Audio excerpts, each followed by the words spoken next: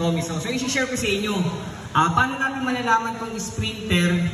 Hindi i-share, ituturo ko sa inyo. Paano nyo malalaman kung sprinter o long distance yung ibon? Pero hindi sa ganitong age ang tamang selection talaga. Dapat yung matured na. So sample lang para at least nakikita nyo, no? So Sir Jason, gusto namin matutunan. Pag pumunta kami sa isang loop, paano namin malalaman kung long distance ba yung ibon na hihipuin namin? So number one, ano titingnan natin? Di ba ito yung sipit-sipitan? Yung sipit-sipitan, alam niyo naman yung sipit-sipitan dito, di ba? Tapos may picture rito yung dulo. Kuha.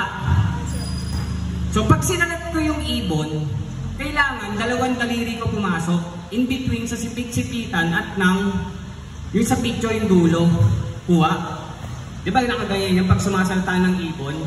So dapat sa in between na clearance nito, dalawang daliri ang papasok. Pag dalawang daliri ang pumasok, ang katawan ng ibon, long distance. Kuha. Pag binuksan ko yung pakpak, dapat manilipis lang, sharp light lang. Ibig sabihin, long distance.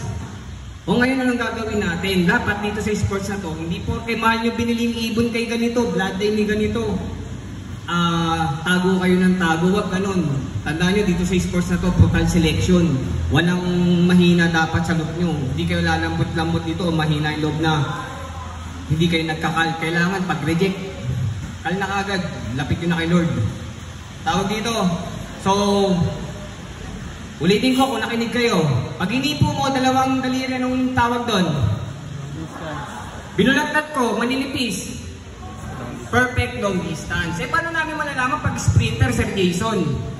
Pag sinalat ko to, dapat isang daliri lang ang papasok. Kuha. Pag binuksan ko yung backpack, dapat malalapad. Kuha. Perfect as sprinter. So, yung mga sprinter na yan, during karera naman, huwag yun ang pagpilitan pa sa malayo. Pag nawala sila 200 to 300 kilometers, tanggapin nyo, huwag yung manginayang. Eh kasi nga mga sprinter lang sila eh. So dapat during breeding, may nakadesign kayong pang sprinter, meron kayong nakadesign pang long distance.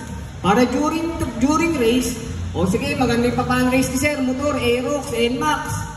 Diyan mo aasahan yung mga sprinter mo. At pag nawala yung mga yan, pagdating ng derby race, okay lang. May mga nakabang akong pang long distance na hanggang dulo aasahan ko. So kuha, o ngayon selection tayo. Nakuha nyo yung sprinter at long distance. Kuha ko, klaro, ulitin natin. Kuha. Eh ngayon sinalat ko, dalawa yung pumasok, ano yun? Long distance. Binuksan ko yung pakpak, malalapad, ano yun? Anong gagawin nyo? Patayin nyo yun. Kaya yun. Ibig sabihin, hindi balanse yung ibon. Oo. Pag pinatindig mo, maganda. Maganda bloodline, maganda presyo. Kaso, hindi nga balanse yung ibon eh. Diba?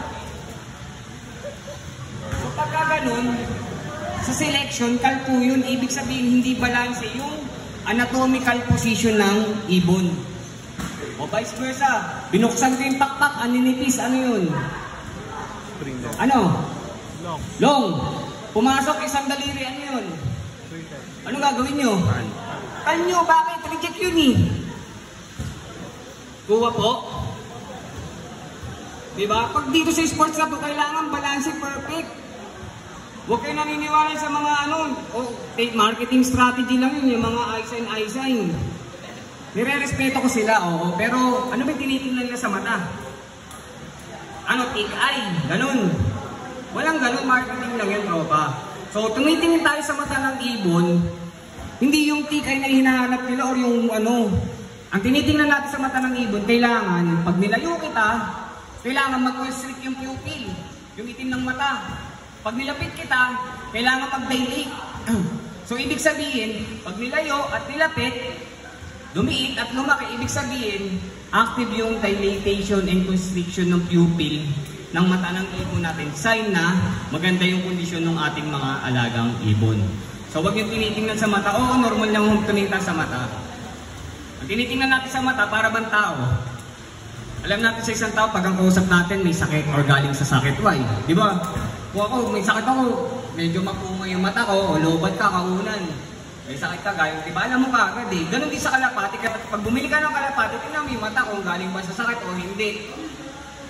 Kailangan bright. So isa sa tinitingnan natin during conditioning, paano ba natin malalaman kung mataas yung percentage sa may clock natin at mapawi yung ibon? Isa sa tinitingnan natin yung mata. Hindi yung eyesight na. Yung brightness, kailangan matapang. May kita mo kagad sa ibon mo kung nasa kondisyon eh. Lalo na pag lumabas ka ng loob, gano'n mo sa araw, may kita mo yung ibon, biglang lilit yung yung pupil. Tapos pasok sa loob ng kulong, makita mo magdadilate. Nasa kondisyon yung alagang kalapate. So, isa lang sa tinitingnan natin yung sa mata ng kalapate. Ano pa? Yung balahibo. Nakita niyo yung breeding, oh. 1 month of age yan, sakto. Nakita niyo yung appearance, balahibo. Healthy, hindi. Healthy, di ba? Eh, syempre, speed fake product gamit natin. So, quality yung mga ginagamit natin vitamin supplements, kaya nakakapag-produce ako ng mga healthy young bird during breeding. So, yun yung tinuro ko sa inyo. So, okay tayo sa selection. Nakuha naman po ba yun? So, nandyan yung Facebook. Ang dami nagpo-post. Ang gaganda. Ang popogi sa picture. Huwag kayong bibili ng nasa picture lang. Hipuin nyo yung ibon. Walang problemang mag-look visit eh. Personally, bakit hindi natin dinadampot yung pera eh?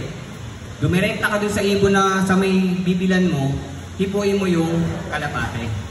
Huwag kang basta bili ng bilis, sabihin, dati ni ganito.